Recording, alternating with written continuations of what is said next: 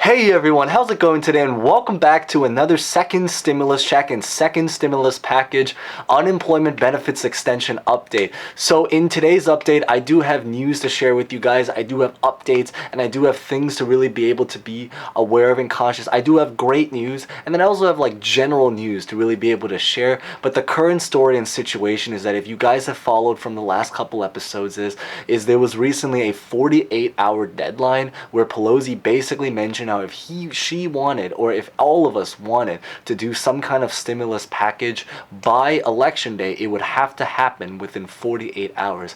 I mentioned how in my last episode, which by the way, if you are brand new here, welcome. Consider subscribing and hitting the bell notification for future updates on stimulus checks and stimulus and then other finance topics.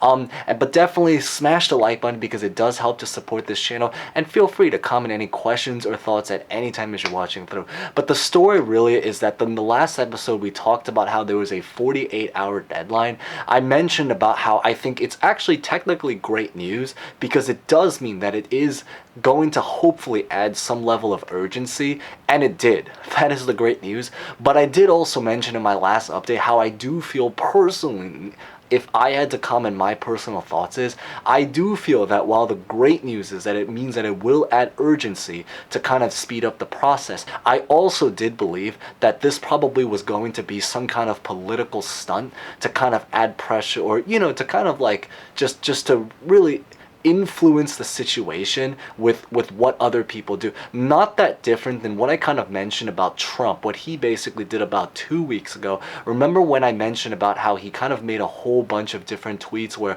one day he tweets he's going to do it, the next day he tweets he's not going to do it, then the next day he tweets he's going to do it but he wants something larger, and then the next day he wants something but smaller.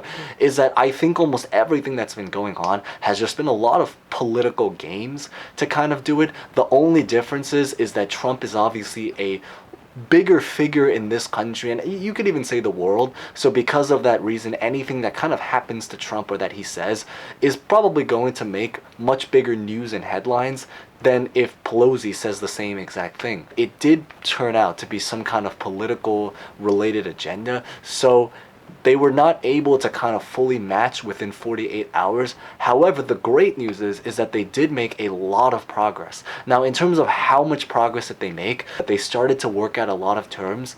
They did talk yesterday at about 3 p.m. In fact, I think they've been basically talking almost every day over the last like couple of days, or you can even say weeks at this point.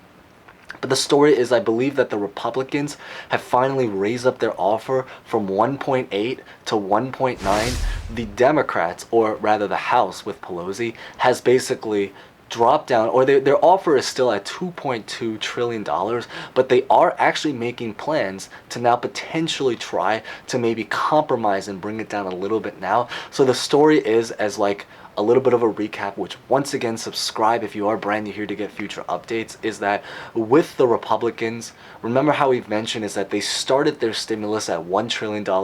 That was called the HEALS Act. Then they bumped it to, I believe, 1.3. Then they bumped it to 1.8. And now they bumped it to 1.9. So that is the great news. The Democrats took it from 3 trillion, which is the original HEROES Act, to 2.2, which is the current HEROES Act. So now they are literally within $300 billion close to each other. Incredibly close. And there is a lot of optimism on almost every single side. So in terms of what's holding it up, we're going to just go into a couple of details and talk more about it in this episode. So definitely stay tuned.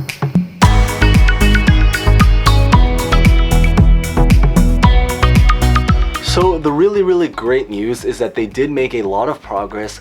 They did work out their differences. Really, the only couple of things that they're really trying to work on now is just a little bit of the wording. They were already trying to work on the wording from like last time, and they did. So that's the great news. But now they're working on it even more. And then they want to really finalize just some couple of finishing touches regarding things around such as like the liability protection, a little bit about like the pandemic testing, and also about state and local government, because it's really just about the amount and then really like particular details that they're trying to tweak. So that is the really great news. Pelosi did also come up on the news, and she kind of responded about the 48-hour deadline. To her, she basically changed up a little bit of her comments, and she basically said that, you know, that 48 hours, it was basically just a little bit of a loose deadline, but it was supposed to be the deadline that we were going to use to be able to come to terms with what we wanted to agree on, but not necessarily to approve it.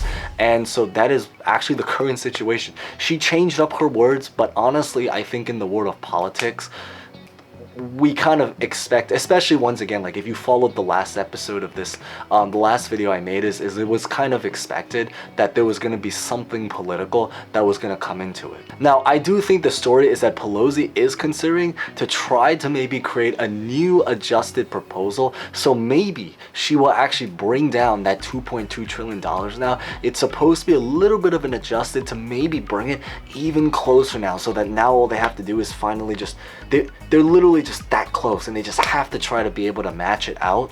Now for today, there is now a brand new skinny bill, as we talked a little bit about. Once again, is that just a quick recap, is that there's not really as much to know about this skinny bill. All it really is that it's a $500 billion skinny bill. It has $300 per week for unemployment, and then it has like payments for payment protection program. So basically like aid to state and local government. Most people, we predict, is that it's probably going to get passed and approved inside of the Senate, and then it's just going to get dodged. And it really is just kind of like a filler bill. It's kind of like, as we've mentioned in the last episode, where it's kind of like just a bill that they're trying to have for the sake of having, so they kind of can show that they did a certain something, even though they know. It's very, very similar, again, like as we've mentioned in the last episode, how sometimes, like in school, you know, where sometimes you might be taking an exam where you're totally lost and clueless, but instead of just trying to put down I don't know on the exam, you decide to just maybe take any formula, equation, or write down anything that you think can logically, reasonably make sense, so you don't turn in like a blank piece of paper and hope for sympathy that maybe you'll get some partial credit. But in this case, it's more about just getting some partial recognition to say, you know, we did a skinny bill, it's something, right? So the current story is that they are very, very close. And again, I think after all of these talks, the great news is that Pelosi still does feel very optimistic that we'll be able to have something by elections. Trump feels very optimistic. The stock market feels relatively optimistic because, as we know, it's not a reflection of the economy, but it is a reflection of sentiment, specifically about what people feel is going to happen to this country, and, you know, like the general idea about it. And I think people anticipate that the stimulus will probably come soon, so that's kind of why. Now with that being said, the stock market is leveling off a little bit, so there is a little bit of that, and I think a lot of us actually feel relatively optimistic about it as well. If I had to personally comment, I feel that I still feel relatively optimistic, but I also feel that there's a level of uncertainty to whether or not it's going to pass by elections. If I had to throw out a percent, I'd probably say about 65 to 75%. But again, this is all a total prediction. Nobody knows for sure. I'd love to maybe hear your prediction. If you guys had some kind of prediction, feel free to share it down. But basically the idea is I still feel relatively optimistic. I actually think the only group of people that are not optimistic at this time is probably the Senate, specifically Mitch McConnell, and then basically the Senate, because they're still very hesitant on trying to do it. And that's literally the only reason why they even have the skinny bill. One of the big reasons. It's because they don't feel particularly optimistic about it, so they kind of just want to have something.